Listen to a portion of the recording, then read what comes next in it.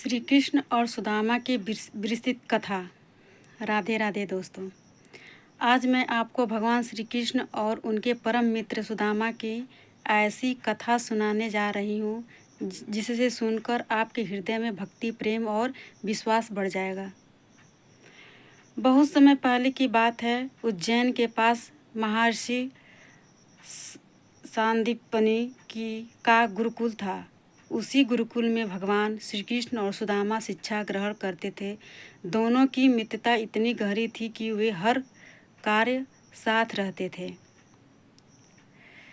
सुदामा एक साधारण ब्राह्मण पुत्र थे, जबकि श्री कृष्ण स्वयं भगवान थे, लेकिन मित्रता में भी कभी ऊंच नीच नहीं आई। दोनों साथ बैठते, साथ भोजन करते और गुरु जी की सेवा करते। दोस्तों कहते हैं कि भगवान भोलेनाथ और सभी देवी देवता प्रेम के भूखे हैं। सच्ची भक्ति चाहिए, धन नहीं। एक दिन गुरु माता ने दोनों को जंगल में लकड़ियां लाने भेजा। जंगल में पहुंचते ही अचानक भयंकर वर्षा शुरू हो गई। तेज हवा चलने लगे, अंधेरा छा गया। दोनों मित्र लकड़ियों को बचाते हुए एक पेड़ के नीचे खड़े रहे। पूरी रात वे भीगते रहे, लेकिन गुरु जी की सेवा के लिए लाई गई लकड़ियों को नहीं छोड़ा। सुबह जब गुरु जी उन्हें खोजते हुए पहुँचे तो दोनों को देखकर बहुत प्रसन्न हुए। उन्होंने आशीर्वाद दिया कि जीवन में उनका यश सदैव बना रहेगा। समय बीतता गया, शिक्षा पूरी हुई, दोनों मित्र अलग हो गए। श्री कृष्ण द्वारका के राजा बने और सुदामा अपने घर लौट आए। सुदामा का जीवन अत्यंत कठिन था। वे विद्वान ब्राह्मण थे, लेकिन धन बिल्कुल नहीं था। उनके घर में कई बार भोजन तक नहीं बनता था। फटे हुए कपड़े, टूटी हुई झोपड़ी और भावों से भरा जीवन था। कहते थे कि उनकी मकान टूटी फूटी थी। बारिश होता था, पूरे घर में जल ही जल भरा रहता था, लेकिन फिर भी मित्रता के कारण भगवान श्री कृष्ण की उनकी चिंता लगी रहती थी। एक दिन उनके बच्चे भूखे बैठे थे। पत्नी ने बड़ी मित्रता से कहा, स्वामी, आपके मित्र श्री कृष्ण आज द्वारका के महाराज हैं। आप उनसे मिलने जाइए। सुदामा ने उत्तर दिया, मैं मित्र से मिलने जा सकता हूँ, लेकिन उससे कुछ मांग नहीं सकता। पत्नी बोली, मैं आपके मांगने के लिए नहीं कह रही, बस अपने मित्र के दर्शन कराइए। घर में देने के लिए कुछ भी नहीं था। बड़ी कठिनाई से पड़ोस से थोड़ा सा चिवड़ा पोहे मिला। उससे एक पुराने कपड़े में बांधकर सुदामा द्वारका के लिए निकल पड़े। रास्ता लंबा था। सुदामा पैदल चल रहे थे। चलते चलते उन्हें गुरुकुल की दिन याद आते थे। वे सोचते थे कि न जाने श्री कृष्ण मुझे पहचानेंगे भी या नहीं। कई दिनों बाद वे द्वारका पहुँचे। वहाँ के भव्य महल देखकर वे चकित रह गए। उन्होंने सोचा, मैं इतना गरीब हूँ, मुझे अंदर कौन जाने देगा। महल के द्वार पर पहरेदारों ने उन्हें देखा।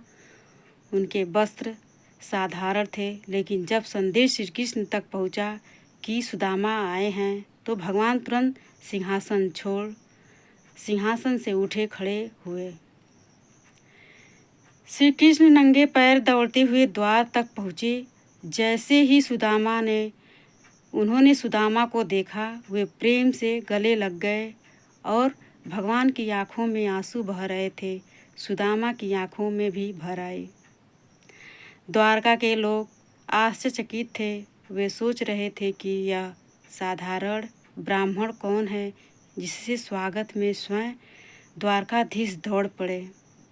कहते हैं ना दोस्तों कि दोस्ती में बहुत ताकत होती है, प्रेम में भी बहुत ताकत होती है, उतने धन में नहीं। श्री कृष्ण सुदामा के अपने महल में ले गए। उन्होंने अपने आसन पर बैठाया और स्वयं उनके चरण धोए। रुक्मणी जी भी वह दृश्य देखकर भाव विभोर हो गई। कुछ समय बाद श्री कृष्ण मुस्कुराकर बोले, मित्र, मेरे लिए क्या लाए हो? सुदामा संकोच करने लगे। उन्होंने लगा कि इतना साधारण चिवड़ा भगवान को कैसे दूं। वो छुपाने लगे पीछे। लेकिन भगवान तो भक्त के प्रेम के भूखे होते हैं। दोस्तों, उन्होंने स्वयं पोटली छीन ली और बड़े प्रेम से चिवड़ा खाने लगे। पहली मुट्ठी खाई, दूसरी मुट्ठी खाई। कहा जाता है कि हर मुट्ठी के साथ सुदामा का भाग्य बदल रहा था। सुदामा कई दिन द्वारका में रहे। उन्होंने भगवान से कुछ नहीं मांगा। जब लौटने लगे तो श्री कृष्ण ने उन्हें प्रेम पूर्वक विदा किया। वापसी के रास्ते में सुदामा सोच रहे थे, मैंने कुछ नहीं मांगा और भगवान ने भी मुझे कुछ नहीं दिया। लेकिन उनके मन में कोई दुख नहीं था। उन्हें तो अपने मित्र के दर्शन मिल गए थे। जब वे अपने गांव पहुँचे तो उन्हें अपनी झोपड़ी दिखाई नहीं दी। उस स्थान पर एक सुंदर महल खड़ा था। चारों ओर सुख समृद्धि थी। उनकी पत्नी सुंदर वस्त्र में उनका स्वागत करने आई। सुदामा समझ गए कि वह सब कुछ भगवान श्री कृष्ण की कृपा है। उन्होंने हाथ जोड़कर कहा, हे प्रभु, मैंने आपने मांगा ही सब कुछ दिया। उन्होंने हाथ जोड़कर कहा, हे प्रभु, आपने बिना मांगे ही सब कुछ मुझे दे दिया। भक्तों, इस कथा से हमें शिक्षा मिलती है कि भगवान को हमारा धन नहीं, हमारा प्रेम चाहिए।